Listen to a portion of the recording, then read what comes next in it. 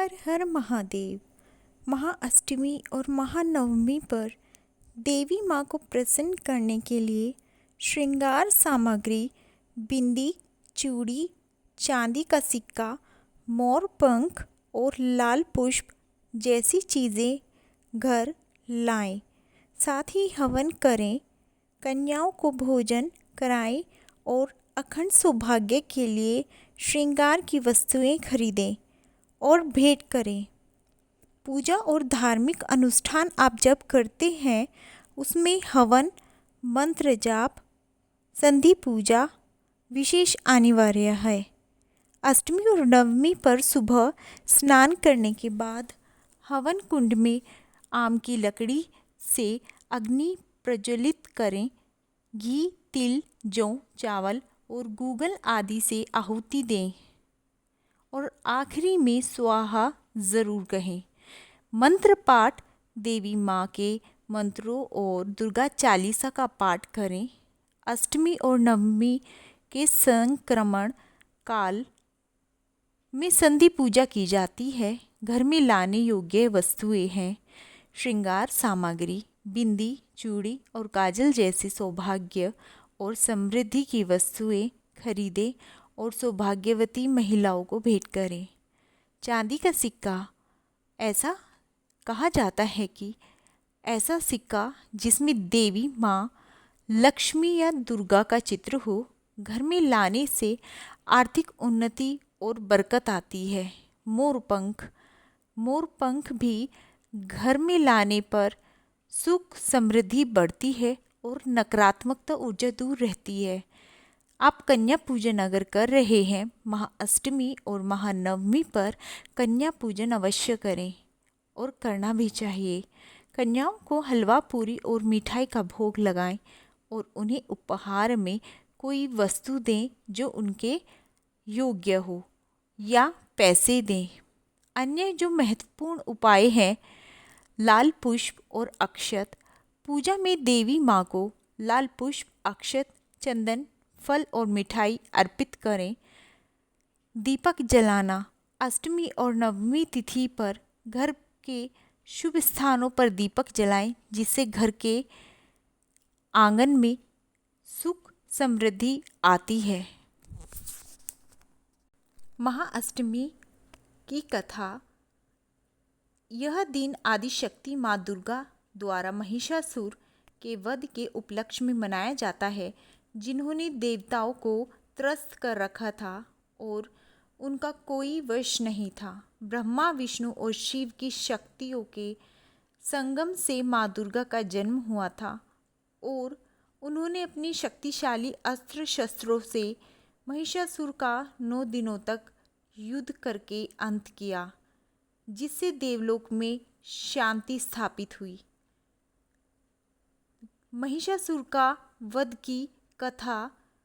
महिषासुर का आतंक हम आपको बताते हैं। एक समय पृथ्वी पर महिषासुर नामक का बहुत शक्तिशाली असुर का अत्याचार बढ़ गया था।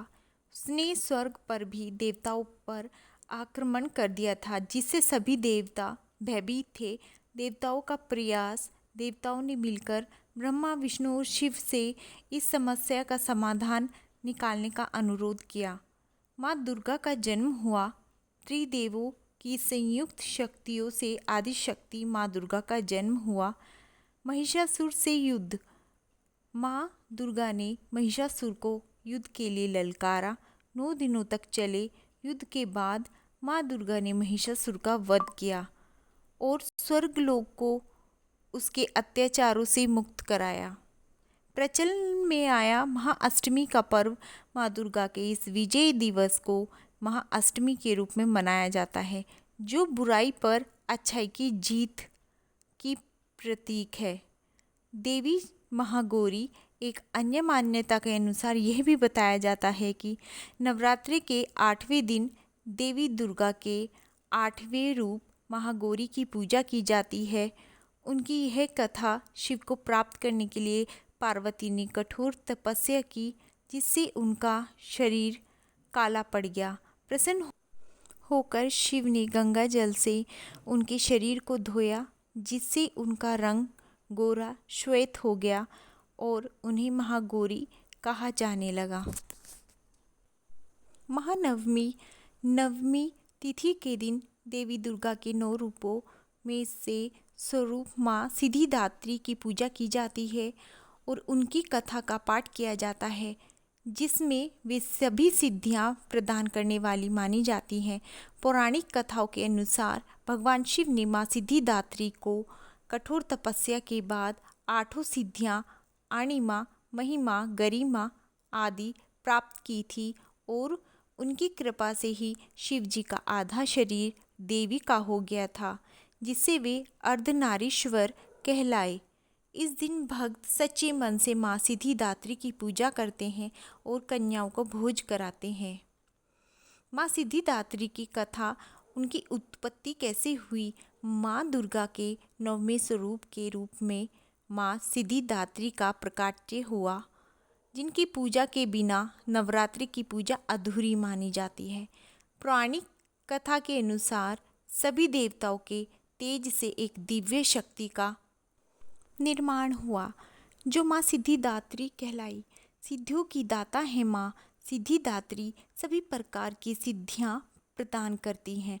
मार्कंडेय पुराण के अनुसार यह भी बताया जाता है उन्हें अणिमा, महिमा, गरिमा, लघिमा, प्राप्ति, प्रकाम्य, ईश्वित्व और वशिष्ठत्व 8 प्रकार की सिद्धियां प्राप्त हैं। शिवजी के अर्धनारीश्वर रूप भगवान शिव ने माँ सिद्धिदात्री की कठोर तपस्या की और उन्हीं की कृपा से उन्हें सभी सिद्धियां प्राप्त हुई। इसी कारण शिवजी का एक रूप अर्धनारीश्वर कहलाता है, जिसमें वे आदि शिव और आदि शक्ति के रूप में विराजमान है।